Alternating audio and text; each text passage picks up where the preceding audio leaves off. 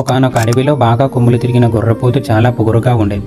తన కొమ్ములతో ఎవరినైనా ఓడించగలనన్న ధైర్యంతో చాలా దురహంకారం గల గొర్రెపోతులా తయారైంది. వచ్చి పోయే ప్రతి ఒక్క చిన్న జీవిని తన కొమ్ములతో పొడిచి వేధించడం మొదలుపెట్టింది. ఈ విషయం గమనించిన ఒక నక్క గొర్రెపోతుకు ఎలాగైనా తగిన గుణపాఠం చెప్పాలనుకున్నది. సరైన సమయం చూసుకొని ఆ గొర్రెపోతు దగ్గరికి వెళ్లి ఈ విధంగా అన్నది నక్క. ఈ చిన్ని ప్రాణులు నీతో పోట్లాడటానికి తగిన యోగులు కారు. నీకు తగిన విరోధిని నేను చూపిస్తాను, నాతో రా అని అన్నది. ఈ మాట విన్న గొర్రెపోతుకు ఆసక్తి కలిగినది. ఆ విరోధి ఎవరు అని ఆ నక్కను అడిగింది. అదిగో ఆ కొండను చూడు, ఎంత ఎత్తుగా కనిపిస్తుందో. దాన్ని ఓడిస్తే అసలు ఈ అడవిలో నీకన్నా బలమైన వాళ్ళు ఎవ్వరూ లేరన్న విషయం తెలిసొస్తుంది అని తెలివిగా జవాబు చెప్పింది. పొగురుగా గొర్రెపోతు వెళ్లి తన కొమ్ములతో ఆ కొండను కుమ్మింది. కుమ్మగానే కొంత ఇసుక కొండ మీద నుంచి రాలింది.